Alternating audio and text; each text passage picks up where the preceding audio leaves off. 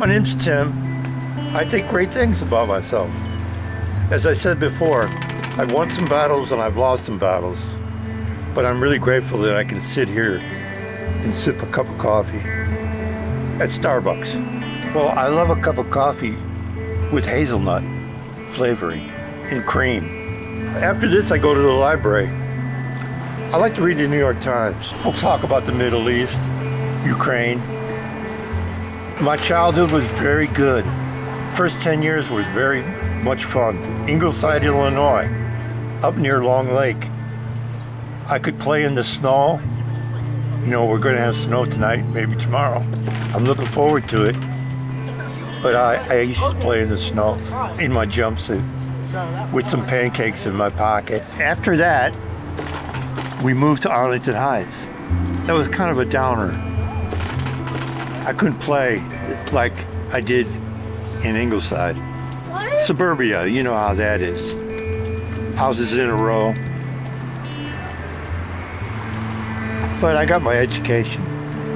That's what my mother wanted me to get, a good education. And I graduated from college and went to theology school too. God and music is what I'm thinking about. Music allows me to reach God. But there's something about music, you know, where does it actually come from? It comes from God, I know that, but it has to manifest itself. And how does it manifest itself? How does it move from nothing to music? God helped us put it together. Yeah. Instruments, ears, composition. But for me, I don't even have to hang anything on the wall. I know I'm an artist, and that's all I need to know. My art, it manages to do what it has to do. It comes through me. I have to be with myself. I go into a world of silence. You use the camera, so be careful, because the camera actually is a substitute for something else that you might not have that you want to have within you. To become a true artist, you would put the camera down.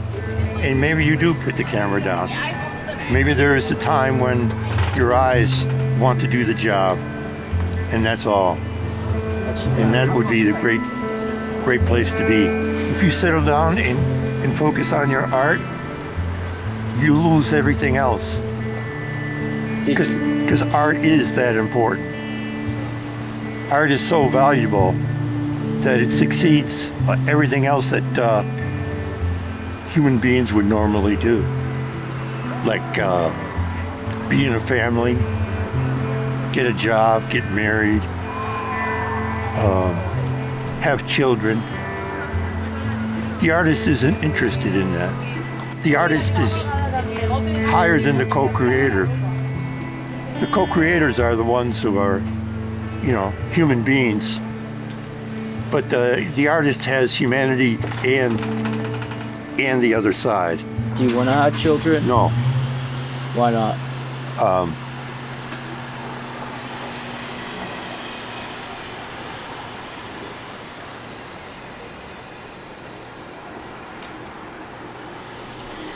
I don't think I'm at the place where I can have children. Why is that? Because I don't have my wife. Did you ever have a wife? Yes, I did. I did have a wife at one time. But we separated. We've been separated for 40 years. I think she's still alive. She's still out there. There was a man who existed who lived in the United States from 1960 to 1990. 1998, 1999.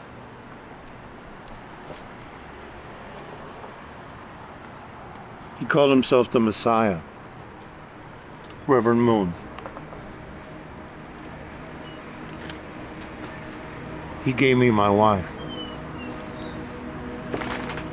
How did he do that? He arranged my marriage. Do you think you and your ex-wife were meant to be together? I think we were meant to be together by God. Then why aren't you guys together? She ran away because she couldn't believe that I could leave my art behind for her. Eve has never returned. And imagine a world without Eve, without that crucial connection between a man and a woman. So we're very limited as to what we can do. Our consciousness is so disabled as to be without Eve. And it's been that way for 2,000 years. I'm mentally disabled as a result of the fall. When the fall occurred, everyone since then has carried the sin, the original sin. Wait, I look, you have work, so I'm...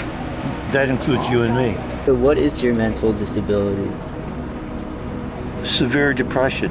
I'm somewhat blind. Depression is a sin of omission. I'm not alert. I'm not aware. I'm not aware of God's grace.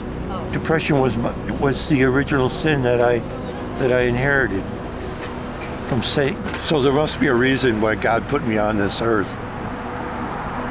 And I need to fulfill whatever purpose he might have for me. So if I find Eve, if I were to find Eve, then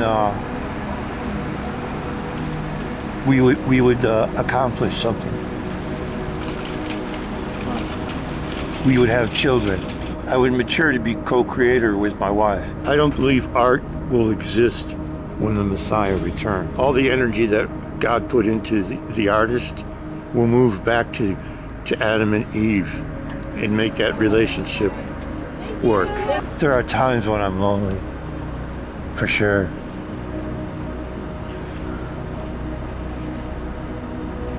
But there's time where I feel divine. It's not as often as I like. 4 things happened to me about 10 years ago. I was working. I had a job as a bicycle messenger downtown Chicago. Fell off my bike. I hit an icy patch on the way home from work, and I cracked a bone in my foot. The second one was when my mother died. This was at the same time. Within a few weeks, I developed bronchitis, acute bronchitis. And then the 4th thing is I lost my job. Those 4 things sent me out of my apartment. That's when I was in my deepest depression of my life. A psychiatrist put me in the psych ward, and I spent 10 days there before I was given a permanent location where I could recover that would keep me from having suicidal thoughts. I was experiencing suicidal thoughts for a period of about 2 weeks. And this was a strange voice that entered my mind and was pushing me to kill myself. And I found that to be very disturbing. And so I've been recovering for an 8-year period since that happened. How do you feel about your life now? I feel disabled. You know, every day I can feel that I'm disabled. So I have to reconcile that to a point where I can find a few things that I can reach out. You know, a few pieces of behavior that I can reach out and engage in that allows me to feel fulfillment.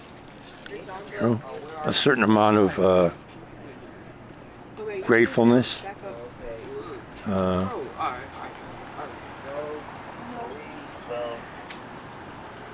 And an idea that things can get better if I continue to look for things that make me happy rather than sad.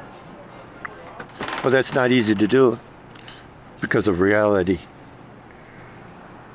I'm free of the suicidal ideation.